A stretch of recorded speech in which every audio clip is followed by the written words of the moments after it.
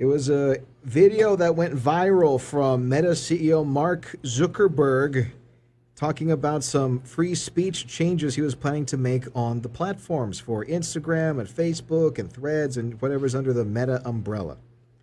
Joining us on 710 KURV, the Senior Tech and Innovation Policy Analyst at Americans for Prosperity, James Czerniawski, joining us on your 956 Drive Home. So let's talk about this.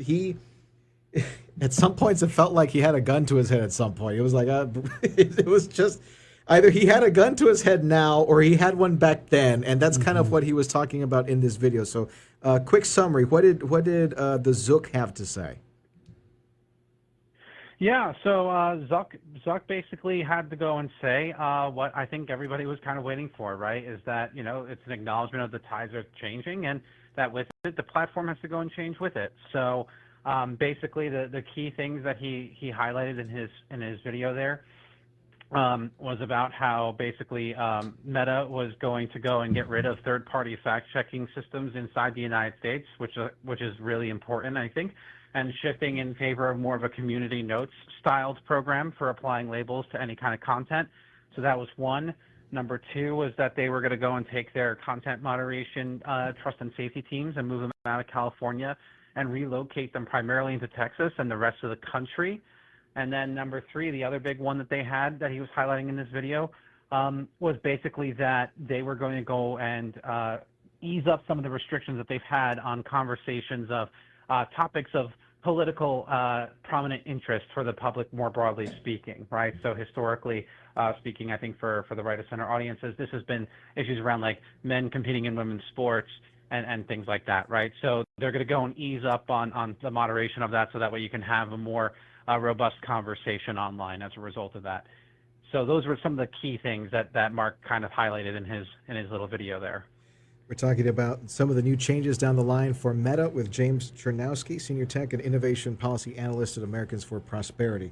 So let's get into the community notes, right? Let's talk about how community notes work on X and how they're probably going to work on Facebook. Yeah, absolutely. So basically with Twitter, X, as you rightly called it, what community notes is it's a function of crowdsourcing information where the community is going and adding in context that they think is worth noting on a particular post. Now, the nice thing about this format is that there is no limitation as to who can go and get applied to. So famously, you even had tweets from the White House on Twitter getting these community notes slapped on them, right? But basically, it was quite entertaining to see for me at least.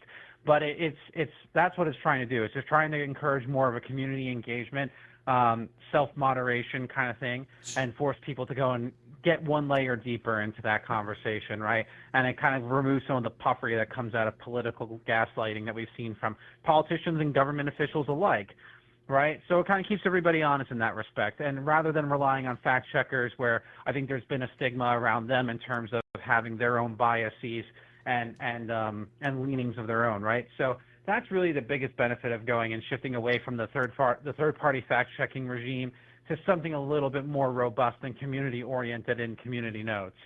So is a certain idea put to a vote in the community notes, or how does that work? Yeah, so basically what ends up happening is that you have anonymous people going and submitting notes that they've curated that go and add on the necessary context they feel is missing from a post, and then a bunch of other people can go and see that behind the scenes and basically more or less up or down vote whether or not that note is helpful or needed on the underlying post.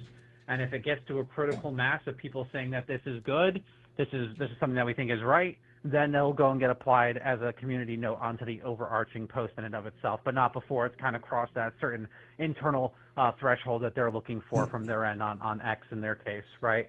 So that's how it works mechanically.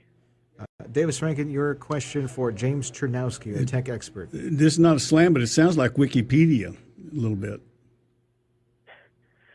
No, I would say it's not quite Wikipedia. It's probably a little bit closer to like a Reddit, if you will, where you do have a lot more community engagement with the underlying content that's there. Zach says that's toxic. Wiki has they have like a moderator that, like an editor that has the final say on things, right? Yeah, and they have a group of editors for Wikipedia. What Can you sum up for people who don't really have much experience with this, or they just check in and check out? What's the beef? Why is Zuckerberg mega sucking up to the powers that be now? Meta. I know. I'm saying mega. Why? What's the beef? Why has he changed tack other than keeping his business? Yeah, well, I think that it's partially that, as you acknowledged, but also I think it's just an acknowledgement of where the broader society is at right now. I mean, the 2024 election, in some respects, was a rejection of traditional media and the current formats that people get information delivered to them. So I think that it was kind of an acknowledgement of seeing those changing tides and trying to go and bring his products on his various platforms to kind of reflect what the broader, American public is kind of interested in having.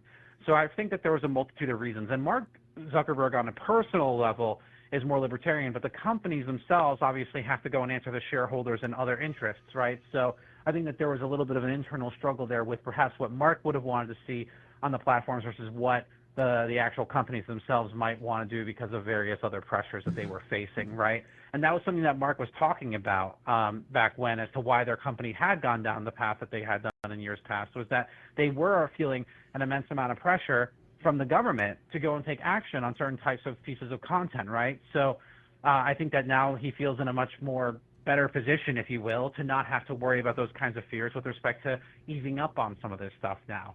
So it goes to show just how much power the government wields over these companies. Some of it is a little bit more explicit. Some of it's a little bit more, hidden behind, the veil, if you will. Mm-hmm. Yeah, I can imagine what kind of pressure that would be like when you've got the full, fat, heavy thumb of the United States government on you, pressuring you into doing the things that they want you to do in a time of crisis. He said the government people shouted at everybody. I'm sure they did more than which that. Is, I mean, but so for the future, what would you say that Facebook needs to do? Is this going to be the solution for their problems? Do they have other things that are going on there? Because on the side topic, and this is something that we probably all need to discuss at another time, but there's bots everywhere, all over the internet, Facebook, Twitter, you name it, that are going into different threads and posting comments and kind of stirring the pot, as it were. Wasn't Meta doing something similar like that too, with their AI profiles?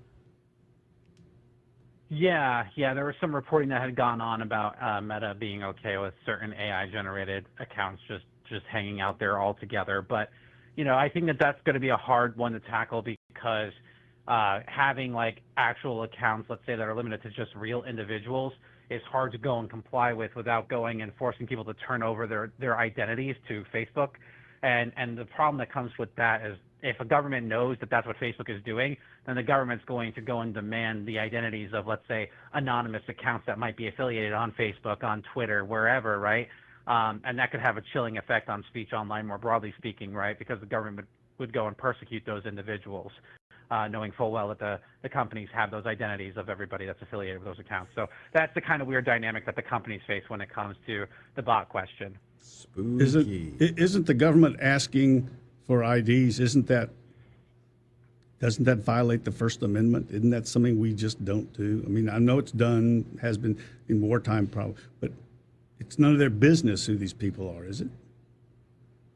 Well, yeah, absolutely. When we're talking about in the online space, it's one thing if we're talking about somebody in the real world going and trying to buy alcohol or purchase a firearm or something like that, right? That stuff, there is, I think, some limitations in place, understandably so. But when we're talking about something like the online ecosystem, more broadly speaking, especially in social media, yeah, 100% no-go. And the courts have consistently, against other kinds of laws that have been proposed around the country, that would seek to go and force people to, do age verification on these platforms. They have largely been struck down on First Amendment grounds, in part because of these kinds of considerations that you're raising. Final thoughts on the future of social media in the light of all of this. Go ahead. Yeah, I think social media is going to go and I think be a lot more open of a space as we're looking to the future, and we'll have a lot more conversations, hopefully facilitating there. And really, it's just going to be interesting to see how people go and change the discourse as a result of it. So I'm cautiously optimistic. All right. Thanks a lot, James. Appreciate it. That's James Czerniawski with Young Voices joining us